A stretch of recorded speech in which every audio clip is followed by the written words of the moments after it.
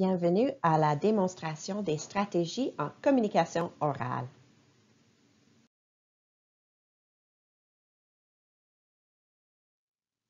On peut se demander pourquoi nos élèves choisissent de s'exprimer dans une autre langue ou d'utiliser des mots d'anglais lorsqu'ils s'expriment en français.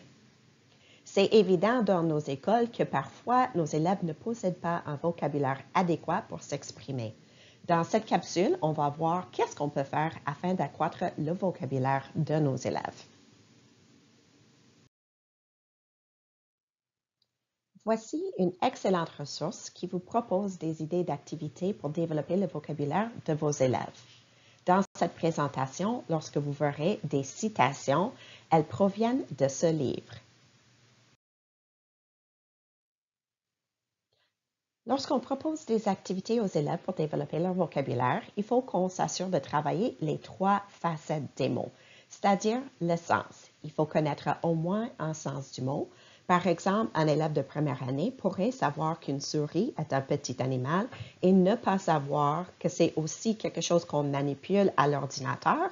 Il suffit de connaître un des sens pour dire qu'on a maîtrisé le mot. On peut connaître la forme orale ou la forme écrite, ou bien les deux. Et il faut savoir utiliser le mot, c'est-à-dire non seulement l'insérer dans une phrase, mais dans le cas d'un verbe, il faut savoir comment le conjuguer. Il faut savoir si ça prend un objet, il faut savoir si ça prend un objet direct ou si ça prend un objet indirect. Alors, beaucoup de choses à travailler.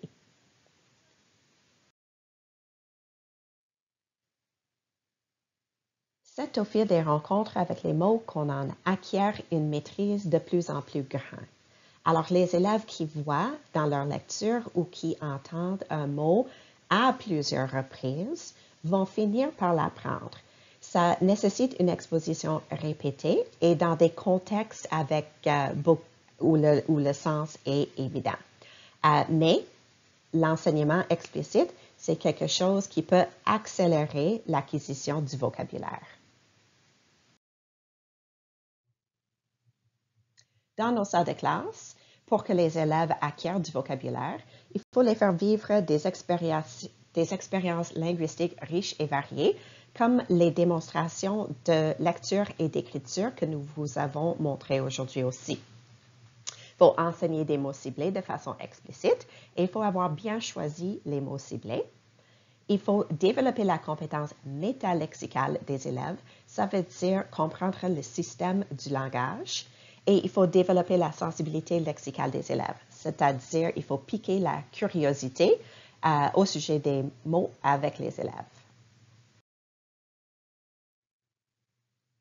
Dans le passé, on avait tendance à envoyer une liste de vocabulaire à la maison le lundi et à demander aux élèves de le recopier 5 fois, de l'utiliser dans une phrase et ensuite on faisait une dictée vendredi.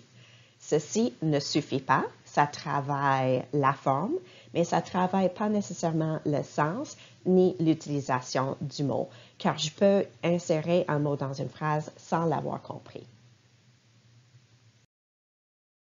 Les 2 mots-clés, contexte et répétition. Pour que l'élève intègre le mot nouveau dans son vocabulaire, il faut que ce soit présenté dans un contexte significatif. Puis la répétition, il faut qu'il l'entende plusieurs fois, puis il faut qu'il ait plusieurs chances de le réinvestir dans ses travaux, à l'oral et à l'écrit. La première chose à faire avec les élèves, c'est de créer un lexique. On va choisir des mots faciles et des mots difficiles parce qu'on a des apprenants de la langue, on a des élèves en difficulté, on a des élèves qui sont à niveau et on a des élèves qui ont un vocabulaire plus avancé. On va choisir des mots que les élèves vont utiliser. Chercher un mot intéressant ou travailler un mot intéressant, mais que les élèves risquent de jamais utiliser, ça ne nous apporte pas grand-chose. Ces mots devraient être en contexte avec les notions à l'étude et on peut aussi choisir des tournures de phrases et des marqueurs de relation que les élèves vont pouvoir réinvestir dans les textes qu'on va leur proposer. Alors, selon les chercheurs Marzano et Pickering, il y a 6 étapes pour permettre aux élèves d'acquérir le vocabulaire. Les étapes 1 à 4, on peut les faire tous ou toutes dans une même journée, mais 5 et 6, ça prend une autre journée, ça prend une autre leçon avant de les entamer. Alors, c'est définir, reformuler, construire, classer et relier, construire et associer et s'amuser avec les mots. Et puis, dans le passé, on avait tendance à s'arrêter après la première étape, qui est définir, mais on sait maintenant que ce n'est pas suffisant. Alors, après avoir défini, il faut reformuler les mots dans les mots des élèves. Alors, voici un exemple ici du modèle de Fryer avec le mot réhabilitation au centre. On demande à l'élève de dessiner qu'est-ce que c'est, de le définir, de dire dans sa vie ou de faire des liens. Peut-être que l'élève n'a jamais vécu ça, mais il a vu dans un film ou il a un cousin qui a vécu de la réhabilitation et un contre-exemple ce que ce n'est pas. Il y a aussi le jeu tabou où on leur donne un mot, ils doivent le faire deviner à un partenaire, mais ils ont 4 mots provenant de la définition qu'ils ne peuvent pas utiliser. Alors, ils n'ont pas de choix que de reformuler la définition dans leurs propres mots. Ensuite, l'élève doit se construire une image mentale. J'ai 2 exemples ici pour vous. Le premier, c'est d'associer une image à l'orthographe du mot. Et ceci a 2 bienfaits. Premièrement, ça renforce le sens du mot, mais deuxièmement, ça renforce aussi l'orthographe correcte du mot. Ensuite, on a le mur de mots illustré où l'élève peut écrire le mot puis faire son propre dessin pour lui faire une image mentale du sens.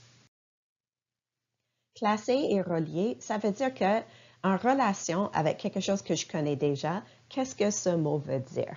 Alors, à gauche, on voit un exemple d'un dessin fait à l'ordinateur par un élève où il dessine qu'est-ce que c'est que l'égalité. Tout le monde reçoit la même chose. Et ensuite, comment est-ce qu'on peut comparer ça avec l'équité?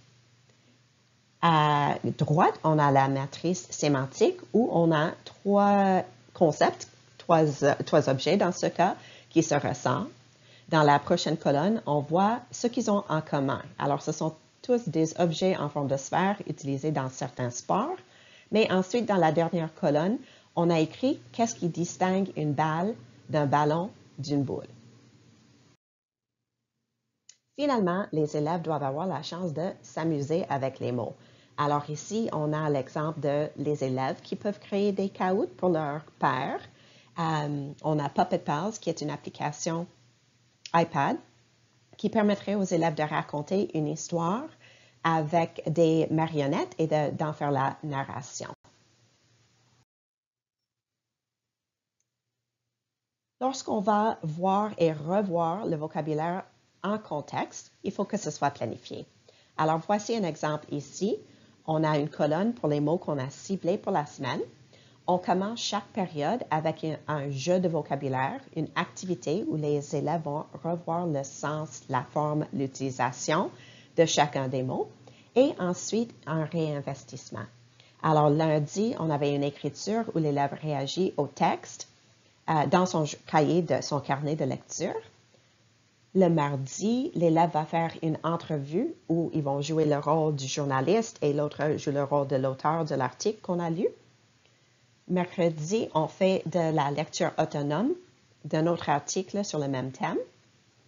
Jeudi, on se prépare pour un débat qu'on va vivre vendredi et finalement, vendredi, on va débattre. Voici quelques exemples d'activités de communication orale amusantes pour les élèves. On a le jeu ci ou ça, où les élèves peuvent voter sur le TBI. Est-ce que moi, je suis plus ci, réseaux sociaux, ou je suis plus ça, les jeux vidéo, puis ils peuvent en discuter. Ensuite, un énoncé qui pourrait être un peu controversé, et ici c'est basé sur le thème du livre qu'on a lu dans la démonstration de lecture. Il est préférable de vivre une vie confortable avec très peu de haut et de bas. Est-ce qu'on est d'accord? Oui ou non? Ensuite, on a l'idée de speed dating. Préférerais-tu?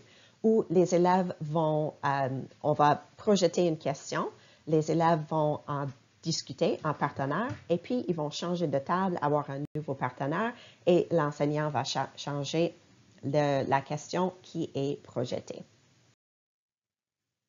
Le vrai débat, alors encore une fois basé sur le thème de notre lecture, des quotas devraient être imposés afin d'assurer que les films et les émissions de télé représentent la population du pays dans lequel ils sont produits. Là, on pourrait avoir un débat formel sur ce sujet.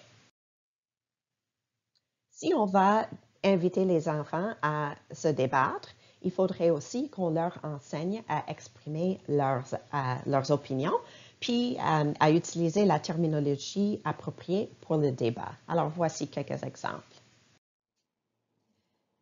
Merci d'avoir écouté cette vidéo. N'oubliez pas de consulter les autres capsules dans ce playlist.